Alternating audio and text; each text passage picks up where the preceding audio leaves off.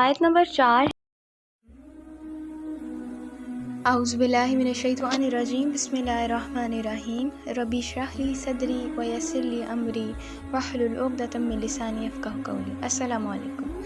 اللہ تعالیٰ کے شکر سے، اللہ تعالیٰ کے فضل سے ہمارا ایک رکوع سورہ جاسیہ کا مکمل ہو گیا ہے۔ اگلا رکوع آیت نمبر 12 سے شروع ہوتا ہے، جو کہ آیت میں پڑھنے لگی ہوں۔ اللہ الذی سخر لکم البحر لتجری الفلک فیہ بامرہ وَلِتَبْتَغُوا مِنْ فَضْلِهِ وَلَعَلَّكُمْ تَشْكُرُونَ۔ اللہ تعالیٰ نے ہمارے لیے سمندر کو ہمارے تابع کیا ہے۔ دیکھیں، یعنی تابع سے مراد کیا ہے؟ ہمارے لیے یہ کام ہے، یہ سکون ہے، یہ سکون کی حالت میں ہے، یہ امٹ نہیں پڑتا ہمارے اوپر۔ جب اس میں کشتیاں چلتی ہیں تو ہم سیفلی اپنا سفر مکمل کرتے ہیں۔ یہ سب سمندر کو اللہ تعالیٰ نے حکم دے رکھا ہے کہ آپ نے کام ڈاؤن رہنا ہے، اور اس لیے بھی تاکہ ہم اس کا فضل تلاش کریں۔ فضل سے مراد رزق ہے، یعنی جب ہم سفر کریں اور سمندر میں اندر جائیں اور رزق ڈھونڈیں اپنے لیے، مثلاً مچھلی یا آبی خوراک، اللہ تعالیٰ نے ہمارے لیے سمندری سفر کو آسان کر دیا، سمندر کو تابع کر کے، صرف اس لیے تاکہ ہم کہیں ہاؤ پرفیکٹ اللہ تعالیٰ ہے۔ ایک اور وجہ یہ بھی ہے کہ سمندر ہمارے لیے مسخر ہو گیا، کیا کہ ہم اللہ تعالیٰ کی بڑائی بیان کریں اور اس میں اللہ تعالیٰ کا شکر ادا کریں۔ اسی کی ایک مثال ہے کہ نبی صلی اللہ علیہ وسلم نے بیان کیا ہے کہ فرمایا ہے اپنی حدیث میں کہ جب مفہوم بتاؤں گی کہ جب قیامت آئے گی تو کوئی بھی اس دنیا میں لا الہ الا اللہ کہنے والا نہیں بچے گا، کیونکہ جو شکر ادا کرنے والے ہوں گے وہ تو جا چکے ہوں گے۔ تو پھر سمندر کے لیے کام ڈاؤن رہنا، سکون کی حالت میں رہنے کی کوئی وجہ باقی نہیں رہے گی، کیونکہ سمندر کے سکون میں رہنے کی وجہ یہی ہے کہ لوگ اللہ کا شکر ادا کریں۔ سبحان اللہ۔ آیت نمبر 13 ہے، وَسَخَّرَ لَكُم مَّا فِي السَّمَاوَاتِ وَمَا فِي الْأَرْضِ جَمِيعًا مِّنْهُ إِنَّ فِي ذَلِكَ لَآيَاتٍ لِقَوْمٍ يَتَفَكَّرُونَ۔ اور آسمان اور زمین کی ہر چیز کو بھی اس نے اپنی طرف سے تمہارے لیے تابع کر دیا، جو غور کریں گے یقیناً اس میں بہت سی نشانیاں پا لیں گے۔ اس آیت میں اللہ تعالیٰ کہہ رہے ہیں کہ تسخیر آسمانوں میں بھی ہے اور زمین میں بھی ہے ہمارے لیے، یعنی ایک اللہ ہمیں زیادہ سے زیادہ ٹیکنالوجی دیتے جائیں گے اور ہم جان جائیں گے کہ اس کائنات میں کیا کچھ ہو رہا ہے۔ ہمیں اتنی سمجھ اللہ دے دے گا جتنی اسے اب ہے۔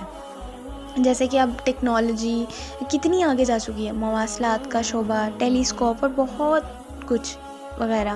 اب یہ جو کچھ آسمان اور زمین کے معجزات ہیں، آدم علیہ السلام کو ہر طرح کے نام سکھلائے گئے تھے۔ اب یہ تمام یہ تو ہوں گے نہیں، جیسے کہ کار، ایئرپلین، وائی فائی، یہ سب تو نہیں سکھائے ہوں گے۔ پھر اللہ تعالیٰ نے یہ کیوں کہا کہ آدم علیہ السلام کو ہر طرح کے نام سکھلائے گئے؟ ان کو بنیادی زبان سکھائی گئی تھی، بیسک ٹولز آف لینگویج۔ تو ہم یہ کہہ سکتے ہیں کہ تمام زبانیں پھر ان کی زبان کا بائی پروڈکٹ ہیں جو اللہ تعالیٰ نے انہیں سکھائی تھی۔ ان کو زبان جو ہے اوریجنل دی گئی تھی۔ تو اسی طرح اللہ تعالیٰ کہہ رہے ہیں کہ اس نے زمین اور آسمانوں کو مسخر کر دیا ہمارے لیے کہ ہم آہستہ آہستہ دریافت کرتے جائیں، ہمیں مزید سمجھ آتی جائے گی تو ہم جان جائیں گے جو کچھ بھی اس میں خزانے موجود ہیں، ہمیں سب پتہ لگ جائے گا آہستہ آہستہ۔ ٹیکنالوجی کے ساتھ نئی سے نئی ٹیکنالوجی دنیا میں دریافت ہو رہی ہے، اور ان سب سے ہمیں پتہ لگتا ہے کہ دنیا میں کیا کیا چیزیں چھپی ہوئی ہیں۔ آیت نمبر 14 ہے، قُل لِّلَّذِينَ آمَنُوا يَغْفِرُوا لِلَّذِينَ لَا يَرْجُونَ أَيَّامَ اللَّهِ لِيَجْزِيَ قَوْمًا بِمَا كَانُوا يَكْسِبُونَ۔ آپ ایمان والوں سے کہہ دیں کہ وہ ان لوگوں سے درگزر کریں جو اللہ کے دنوں کی توقع نہیں رکھتے، تاکہ اللہ تعالیٰ ایک قوم کو ان کے کرتوتوں کا بدلہ دے۔ دیکھیں جی، اب اللہ تعالیٰ ایمان والوں کو کہہ رہے ہیں کہ آپ لوگ ان سے درگزر کرو۔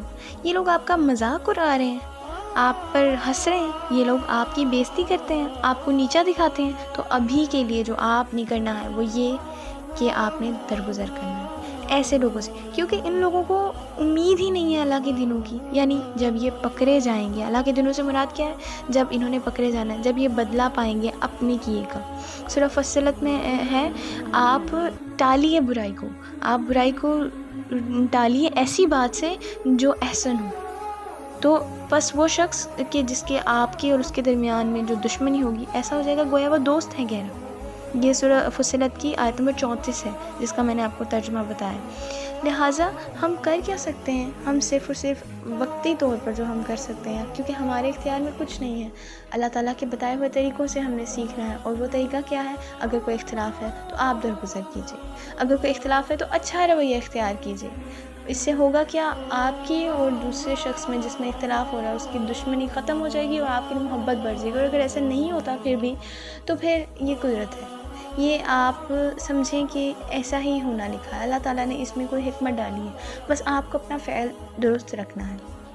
آج کے لیے اتنا ہی، دعاؤں میں یاد رکھیے گا۔ بارک اللہ فی القرآن الحکیم ونفعنا ایاکم اللہ بذکر۔ السلام علیکم۔